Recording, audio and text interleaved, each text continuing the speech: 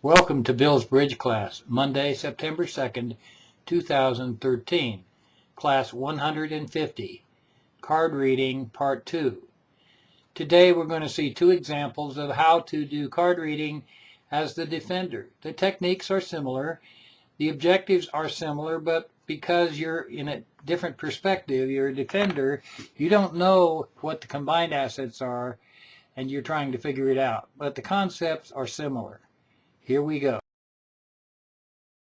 As a defender, the inferences you take from the bidding are similar to the inferences you had when you were declared, but there are some differences.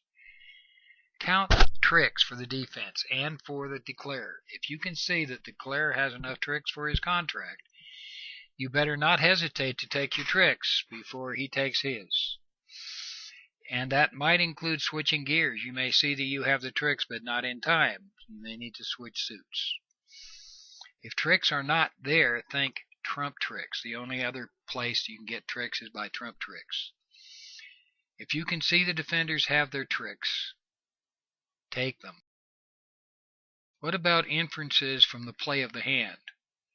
First of all, watch for subterfuge by the declarer.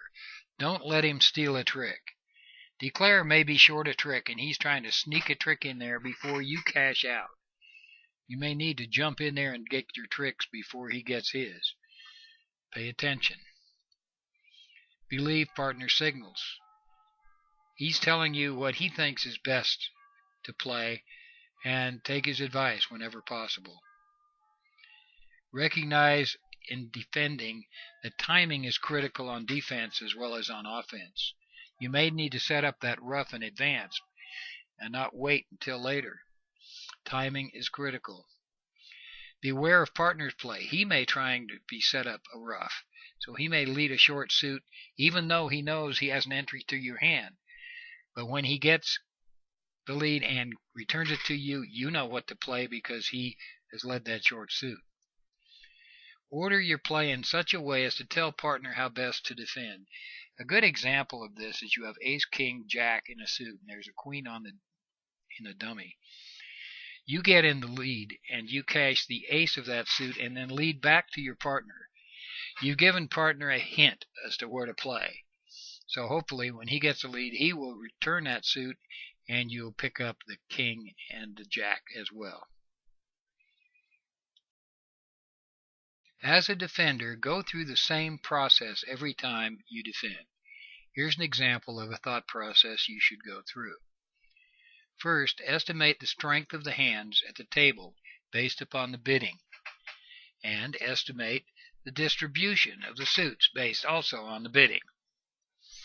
Pick your opening lead using partner's suggestion in the bidding as good advice. If he's bid a suit, you probably want to lead it. If he's doubled a suit for lead directing double or penalty double, you want to lead it. If he failed to double and had an opportunity to double, lead directing double, you probably want to pick another suit. Number 4. As a defender, examine the dummy and partner's play to trick 1 using the rule of 11 and partner's signal, which is primarily attitude. And number 5, start the search for defender's tricks. You know how many tricks it's going to take to set the declarer. Start counting them, and also start counting how many tricks you know the declarer is going to take. Through 2 hands as a defender, and go through the inferences you should make as a defender. Here's the first hand. You are east, and dealer is south. Both sides are vulnerable, and the bidding goes 2 hearts pass, 4 hearts, everybody passes. So your partner's on lead against 4 hearts. Partner leads the 5 of clubs, and the dummy comes down. You begin by assuming that declarer has 6 hearts because he opened 2 hearts. And the partner's lead indicates a club honor, but those diamonds sure look dangerous over there in dummy. Count tricks for dummy and declarer and for your side. What do you have? As east, let's count the winning tricks by the defenders. 4 hearts. You can see 2 club tricks and the king of hearts To set the contract, you need 4 tricks. Where might the 4th trick come from? There's only one place it could come from. It's spades. If partner has the ace of spades, he's going to get it.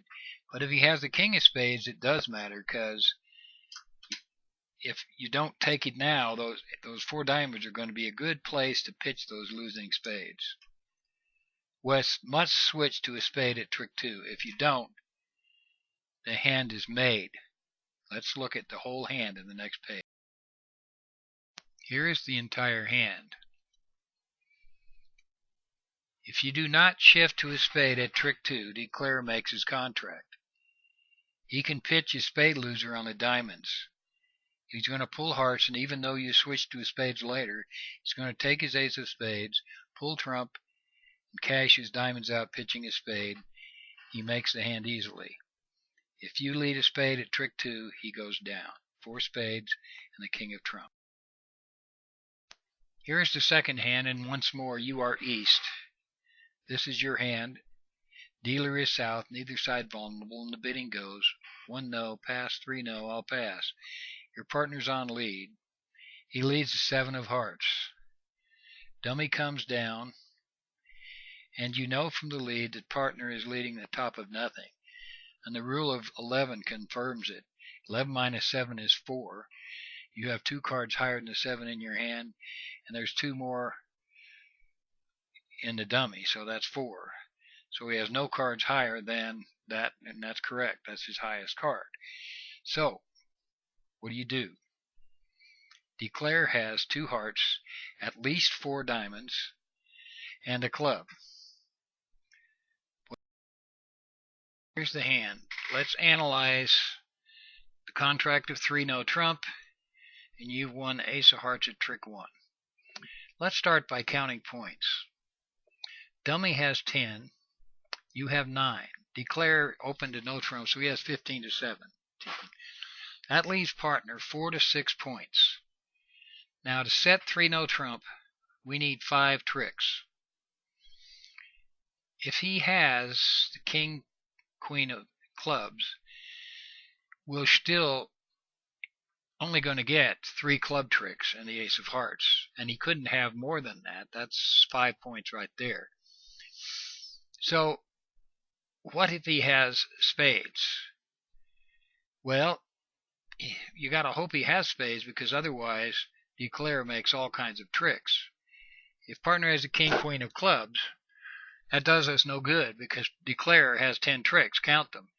He's got to have the remaining honor, so he's got 2 spade tricks, 5 diamonds, 2 hearts, and a club. That's 10 tricks and over trick. That won't do us any good. Therefore, assume that partner has spades. You have no choice. You return the queen of spades, the only possible. Here's the whole hand. If you don't shift to a spade at trick 2, Declare makes an over trick actually. Count them, just like we counted from the last slide. However, if you lead a spade, Declare will go off 1. You got 4 spades plus the ace of hearts. He goes down. The only possible play is a queen of spades. This should be obvious to a good bridge player. Today we saw 2 hands where you, as a defender, need to infer where the honor cards may be or need to be in order to defeat the contract. Tomorrow we're going to have a couple more hands on this same theme. See you tomorrow.